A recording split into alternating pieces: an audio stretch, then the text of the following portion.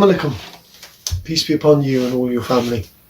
So, I've decided this time to redo my Revert story entirely, so without my washing machine, which is in the kitchen, going off like a complete crazy form. I started out my first encounters with Muslim people when I was a travelling chef. I was moving up through the north of Africa, all the way from Cairo, coming up via the basic coastline. We were mobile chefs. We did various bits and pieces here and there to the hotels. There was only about 6 of us. So we eventually reached, I think it's spelt Fez or Fars, one of the cities in Morocco. I think it's in the middle of Morocco, if my memory serves right. Anyway, we were having difficulty paying various bills, as you do in the business that we were in. Big arguments, lots of drinking, even though we smuggled alcohol across the border, because this is one of the time periods the kingdom was cracking down on alcohol consumption.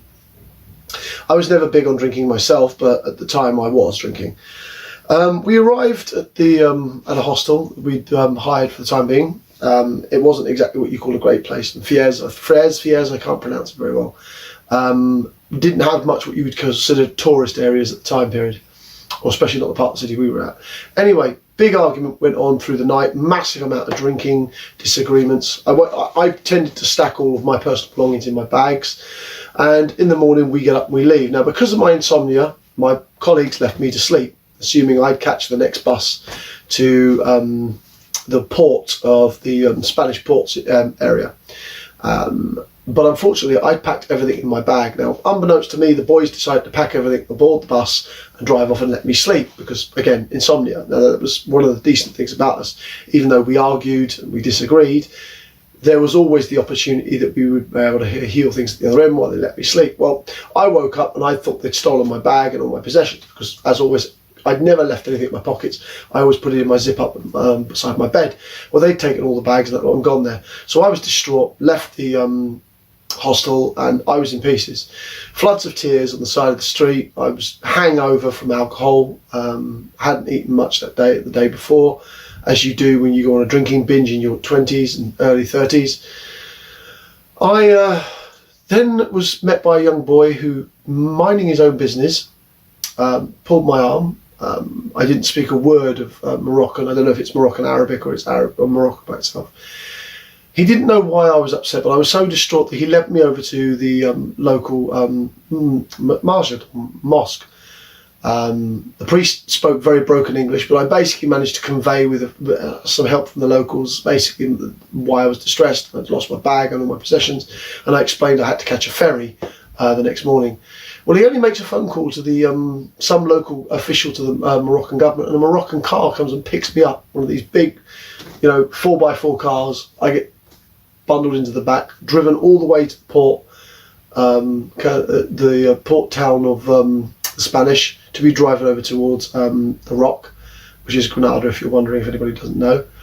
We're minding our own business. I get there, and all of my colleagues have been detained by the Moroccan police. So serious was this distraughtness that the priest that had spoken to me, which I was completely unaware of at the time, was only a mufti.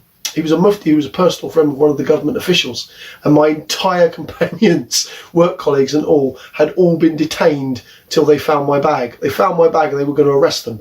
When the mix-up had been cleared that I'd been left asleep and they thought my wallet was on me, we all boarded on the ferry over. And that was my first major encounter with the Muslim people, which was amazing, kind of widened my perspective. Landed in Granada, we eventually got home to London, and that's the end of what was my effectively mobile chefing career through the North African area. Previously, I'd been very sheltered because I'd spent most of my times in hotels, and I didn't realistically mix with Muslims. I met with Islamic businessmen, and they had a very Western feel to them. They wore suits, they smoked, and to be quite frank, they did drink as well. So I wasn't aware that alcohol was haram at the time. Had very little understanding of Islam at that point as well, only exactly what the press told me. So I started to slightly educate myself. I started talking towards Muslim people in Britain in the just before I went off to do my missionary work in the Revert and other areas in that interest, and started to collect more Bibles. And the more and more inconsistencies that happen with Christianity, I was speaking amongst myself about it, and the more I didn't like the inconsistencies, but of course I didn't want to criticize my own faith.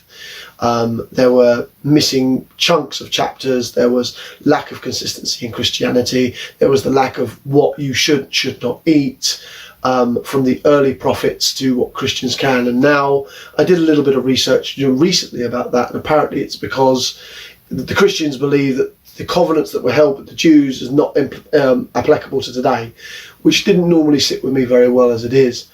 So in a nutshell, I continue to explore and ask questions and probing questions, and I was always very respectful towards both Jews and Muslims in general, because I considered them brothers and sisters under God. And I still do to this day. I still think the same of that of my Christian brothers, except now that they all bloody hate me, which, each to their own. They feel threatened, that's their business. Alhamdulillah. I then got onto TikTok, and I've only been on TikTok probably since early November. And then I met this bombastic individual, Scott Ilham. And he was explosive, very, very explosive. He had markings, many of them like mine. Much of my troubled past, much of my 20s reminded me of what Scott was going through from his own past. I'm no stranger to Her Majesty's pleasure.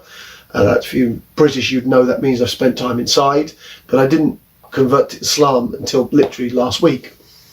So I kept asking questions, and when Scott took me onto his live, he started asking questions I didn't have answers to. To be quite honest, I didn't. I didn't have answers towards how the Trinity, and towards the questions that he asked around Jesus' divinity.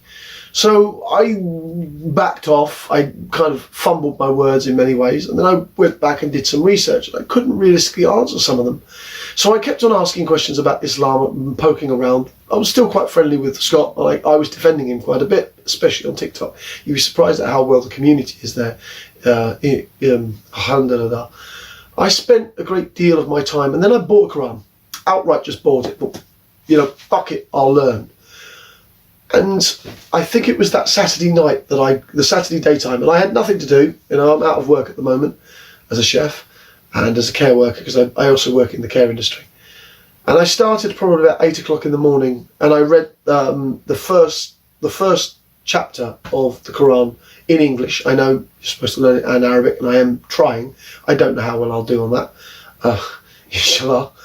But as far as I went, and by the time I got to the Sunday, and I was reading the sutras, and I was asking questions of other people, like ML Private, and like Sally Smiles. These are TikTokers, for those of you who don't do TikTok.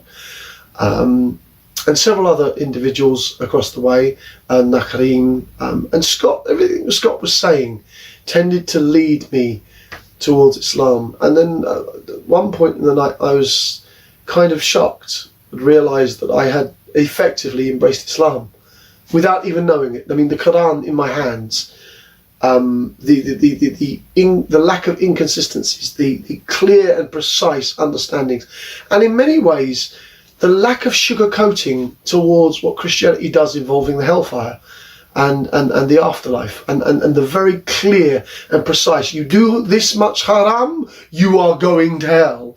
And I think that level of precision, that level of clarity, that level of honesty, and the brotherhood that exists in Islam to hold each other accountable. Now, I see many modern Muslims talk about how you cannot uphold people, but then I also see many of your scholars saying, actually, no, we must police our own, for the hellfires affect everybody, and God will kill and punish everybody if you do not police your own, as the Prophet Muhammad, peace be upon him, taught.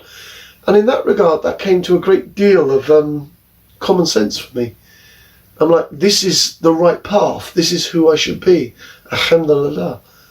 And, well, in a nutshell, that is my Muslim story for now. I've just learnt how to pray. I'm doing about 2 turns at a time. I'm hoping to get up to 4, so I can get more smoothly about it when I'm doing my prayers, folding my arms, hands, washing hands and feet. My cleanliness has stepped up to a level I didn't even know existed. Just got my prayer mat today, just in time for me to do my evening prayers. And I hope this journey will carry on. I will be doing updates on what I've learned, and I'm probably going to do my my declaration of coming to Islam probably on YouTube. I don't think I want to do it on TikTok. It can be a bit on the toxic side occasionally, and it can get attacked. And I want something like that. I'm probably not pronouncing it correctly. My declaration of being Muslim, I'm probably going to use it on YouTube. Alhamdulillah. It's been a pleasure talking to you all.